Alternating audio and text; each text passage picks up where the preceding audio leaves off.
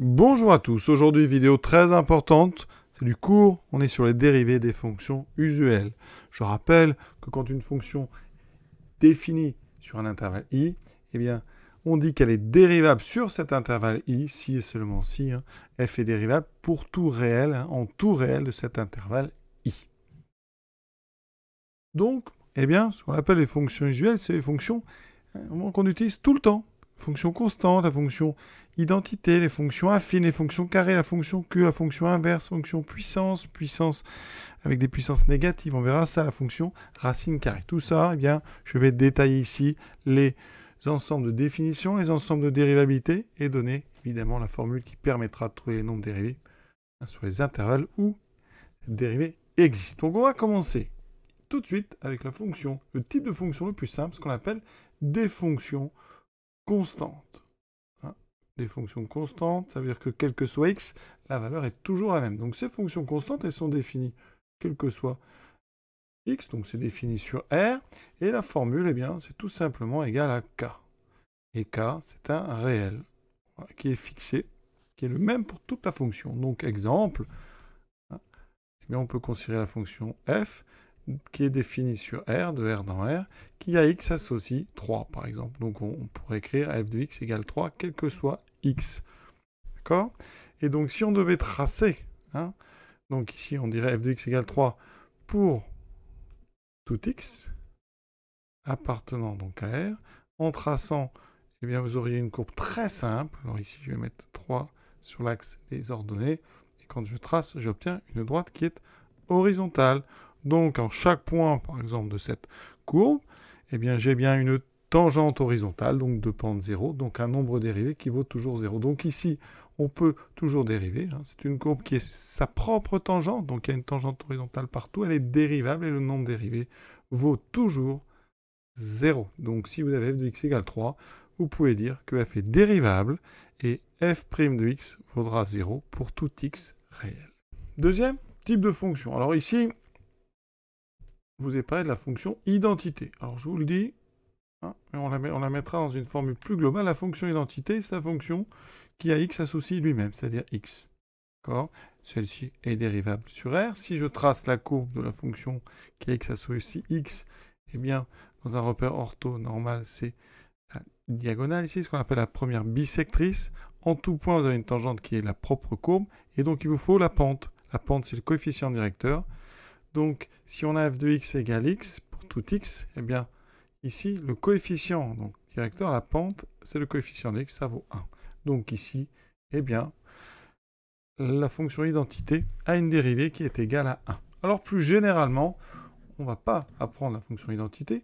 Ici, on va apprendre les fonctions affines. D'accord ? C'est-à-dire ax plus b. Donc ici, c'est pas ici que je dois mettre x plus b, là, on va mettre affine. Donc l'expression ax plus b avec a et b deux réels définis sur R. Une fonction affine, quand vous tracez sa courbe, eh bien c'est une droite, d'accord, de pente A, une droite non verticale. Donc exemple ici, donc ça c'est la droite d'équation y égale à x plus b, la pente c'est A. Donc en tout point, vous avez une tangente qui est la courbe elle-même, encore une fois, et donc c'est le nombre dérivé qui sera toujours égal au coefficient directeur, c'est-à-dire au nombre A. Donc, un petit exemple, si vous avez un sujet dans lequel f de x est égal à 4x plus 3, si on vous demande de dériver cette fonction, eh bien sa dérivée aura pour expression f' de x égale 4, tout simplement. D'accord ? Dans l'ordre croissant de difficulté, la fonction carré, donc dont la courbe est une parabole, vous savez que c'est défini sur R, la fonction a pour expression donc x carré. On a déjà fait ça en général pas mal de fois avant d'arriver là dans le chapitre sur le nombre dérivé. Cette fonction, elle est dérivable sur R. Et, eh bien, vous pouvez apprendre que la dérivée, cette fois-ci, dépendra de x. Ce ne sera pas une constante comme avant, ça sera 2 fois x. Petite illustration. Ça veut dire qu'ici, quand vous tracez la courbe de la fonction carré, donc ça c'est y égale x2. Si je prends ici donc en 1, bien, si je trace ici la tangente au point d'abscisse, donc 1, eh bien la pente, ce sera donc 2 fois l'abscisse sauvegardée. Donc ici, eh bien, comme je sais que f' de 1, c'est 2 fois 1, hein, donc j'ai f de x égale x2. F', je viens de vous le dire, c'est 2 fois x. Donc si je veux la pente au point d'abscisse 1, je vais chercher f' de 1 qui vaut 2. Donc ici, eh bien, ça veut dire que quand je regarde au point d'abscisse 1, la pente est 2. Si j'avais regardé au point d'abscisse 2, donc un petit peu plus loin, alors évidemment, il faut que j'aille plus loin, la pente ici aurait été de 4, 2 fois 2, 4, et etc. On continue dans le même type de fonction. Cube, donc fonction définie sur R. L'expression c'est f de x égale x cube. On peut dériver partout. Et la dérivée, vous la prenez par cœur, c'est 3x carré. Ça s'apprend. D'accord ?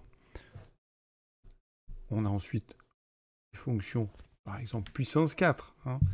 Donc ici, si je prenais R, x4, ça serait dérivable sur R, et je vous donne la dérivée, ça serait 4x3.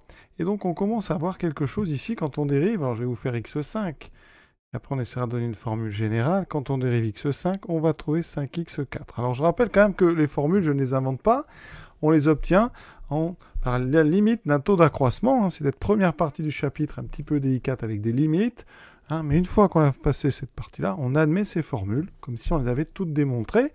Donc ici, voici. Alors x6, eh bien c'est pareil. C'est dérivable sur R. Et la dérivée sera 6 fois x5. Donc ici, on commence à avoir une formule. Quand on prend donc f de x égale x puissance n, avec n, donc un entier naturel supérieur ou égal à 2, eh bien, la formule qu'on peut ici conjecturer, qu'on peut démontrer par la suite, c'est qu'ici, la puissance, vous voyez, l'exposant n va sortir, vous allez le retrouver en coefficient devant votre dérivée, comme ici, vous voyez, on a eu, eh bien, notre E3, le 4 qu'on avait ici, qu'on retrouve devant, le 5 qu'on avait ici, qu'on retrouve devant, le 6 qu'on avait ici, qu'on retrouve devant, et l'exposant ici, à chaque fois, diminue de 1. Et ça marche aussi, évidemment, pour le cube, on a le 3 qu'on retrouve. Pour le carré, on a le 2 qu'on retrouve. Ici, on a une puissance qui n'est pas 4, mais qui est 1. Donc, la formule que vous pouvez apprendre, c'est que la dérivée de x puissance n, c'est n fois x puissance n moins 1. On va la noter.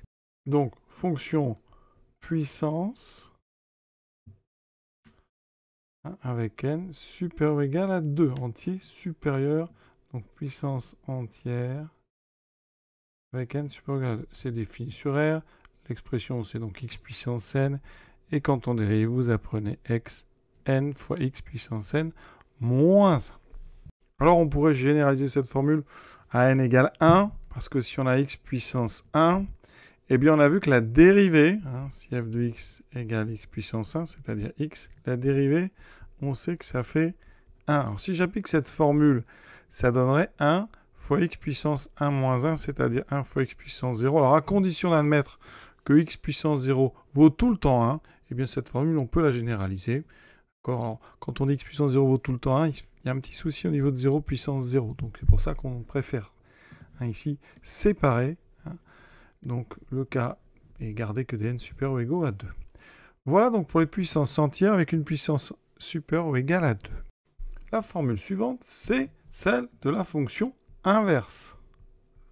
Fameuse fonction qui est, elle, un petit peu différente, plus compliquée, parce que quand on la représente, déjà elle est définie, puisqu'on ne peut pas diviser par 0. La formule de la fonction inverse, l'expression c'est 1 sur x, donc c'est défini sur ce qu'on appelle R étoile.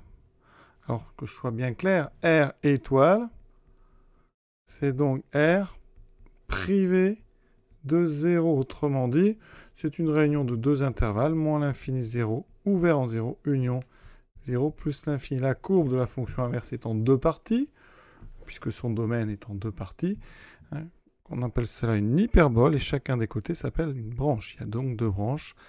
Voilà. Donc ici, évidemment, il faudra apprendre à la représenter. Quand on s'approche des axes, ici, quand on s'approche ici de 0, on va se coller progressivement aux axes. C'est une courbe très importante au point de vue mathématique, d'accord ? Donc voilà. On détaillera ça plus tard. Alors ici, eh bien, il va falloir apprendre. Alors c'est une fonction qui est définie sur une réunion de deux intervalles, d'accord ? Donc on va dire qu'elle est définie dérivable sur le premier, et elle est aussi définie dérivable sur le deuxième. À chaque fois, la formule va être la même. C'est pour ça qu'on se permet de faire une seule ligne pour les deux. Donc elle est dérivable sur, donc en fait, si on devait officiellement dire, ça serait sur moins l'infini 0 et sur 0 plus l'infini. Et dans ce cas-là, la dérivée, vous la prenez par cœur, c'est moins 1 sur x carré. Et là, on peut se demander, est-ce que la formule x puissance n peut s'étendre? Eh bien, regardez, 1 sur x, à condition d'admettre que c'est x puissance moins 1, d'accord, les puissances négatives, eh bien, si j'appliquais cette formule, donc ici, je l'appliquerai avec n égale moins 1, je devrais obtenir comme formule, donc moins 1 fois x puissance, donc moins 1, moins 1. Et moins 1 fois x puissance moins 1, moins 1, ça fait moins 1 fois x puissance moins 2. Et donc en mettant ce x puissance moins 2 au dénominateur avec un x carré, j'obtiens bien moins 1 sur x carré. Donc il se trouve que cette formule, ici, elle va fonctionner aussi pour n égale à 1. D'accord? Vous allez voir qu'elle fonctionne aussi pour les autres. Donc c'est intéressant comme moyen pour retrouver toutes les formules que je viens de vous exposer. On continue avec ici toujours des fonctions définies sur R étoile. Je vais en donner plusieurs. 1 sur x carré, c'est-à-dire les fonctions puissance entière, mais entière négative, donc inférieure ou égale à, ici, 2. Donc à chaque fois, on a un point avant 0, donc on définit ça sur R étoile.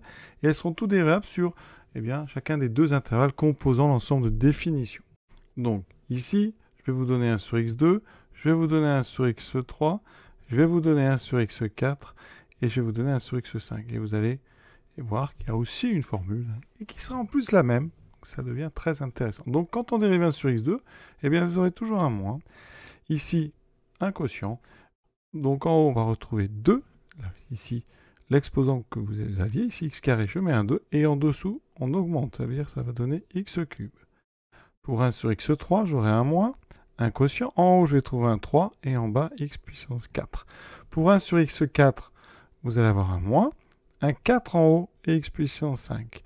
Et pour le 1 sur x puissance 5, j'aurai un moins, un 5 en haut et un x puissance 6. Donc la formule que je vais vous apprendre, c'est que si on a f de x égale 1 sur x puissance, ici, n, avec n supérieur ou égal à 1, eh bien la formule, la fonction sera dérivable, sauf en 0, et la dérivée sera moins, ici vous retrouvez le n, x puissance n. Donc ça, c'est la formule x puissance n, plus 1. Et ça, c'est la formule qu'il va falloir apprendre. Et après, je vais vous donner celle qui est générale, mais celle-ci, je pense, il faut la connaître. Et on va l'utiliser plein de fois. Donc 1 sur x puissance n avec n à entier supérieur ou égal à 1. La dérivée sera moins n sur x puissance n plus 1. Alors, ça commence à faire beaucoup, mais je vous l'ai dit, toutes ces formules, en fait, on peut les résumer en une seule. Si on prend un nombre entier différent de 1 et différent de 0, f de x égale x puissance n, cette expression, c'est celle d'une fonction dérivable et la dérivée sera n fois x puissance n moins 1. Je m'explique. Si vous prenez par exemple x3, ici en dérivant, on va faire comme ceci, en dérivant, j'aurai 3x2. n vaut 3, x puissance 3 moins 1, 2. Si je prends x puissance 7 en dérivant, j'aurai 7x puissance 6, d'accord? Si je prends x puissance 10 en dérivant, 10. Alors que faire quand on a oublié une formule? Donc imaginez, je vous demande de dériver 1 sur x puissance 7. Alors ceux qui savent la formule, alors évidemment ici le domaine de définition, il faut enlever 0 et ça sera dérivable sur aussi tous les nombres différents de 0. Donc f', la formule que je vous ai apprise ici, c'est moins 7 sur x puissance 7 plus 1, 8. Alors si vous l'oubliez, mettez 1 sur x puissance 7 sous la forme x puissance moins 7. Et vous appliquez la formule de dérivation n xn moins 1, comme si moins 7 était positif. Ici, ça donnera donc moins 7, l'exposant se retrouve en coefficient, et x puissance moins 7 moins 1. Vous voyez, j'enlève 1, comme quand j'ai x cube, x4. Et ici, ça me donne, vous voyez, moins 7x puissance moins 8. Et en mettant ce x puissance moins 8 sous une autre forme, j'obtiens moins 7 sur x puissance 8. Donc on retrouve en fait la formule. Ça veut dire que, on peut apprendre une formule générale qui est la suivante. Qui est que, quand on a f de x égale x puissance n, f' de x, si n est un entier ici, alors entier donc différent de 0 est différent de 1, eh bien f', vous pouvez considérer que c'est n puissance xn moins 1. D'accord? Autrement dit, eh bien, si vous avez 1 sur x9, eh bien, vous pouvez dire que c'est x puissance moins 9 et appliquer cette formule. Ça fera moins 9, x puissance moins 9 moins 1, donc moins 9 sur x puissance 10. Alors moi, je préfère vraiment avoir les deux formules, celle pour les x puissance n et celle pour les 1 sur x puissance n, directement avec le quotient sans passer par les puissances négatives. Après, vous trouverez dans le livre cette autre formule, donc je ne pouvais pas ne pas vous la donner. Et donc, on pourrait trouver ça, puissance, fonction puissance entière, d'accord, entière, si avec n différent de 0 n différent de 1, eh bien, ça définit sur R si n est plus grand que 2, on est dans le cas des puissances entières avec n supérieur ou égal à 2, R étoile sinon, si n donc est plus petit que moins 1, si vous voulez dériver x puissance n, ça donnera n xn puissance n moins 1, avec des domaines de dérivabilité. Si n est supérieur ou égal à 2, ça sera R tout le temps. Et sinon, c'est sur l'un des deux domaines. Si n est supérieur ou égal à moins 1. Donc, vous pourrez comme ça, eh bien, dériver x puissance moins 10 directement en appliquant cette formule. Ça fera moins 10, x puissance moins 10 moins 1, moins 11. D'accord?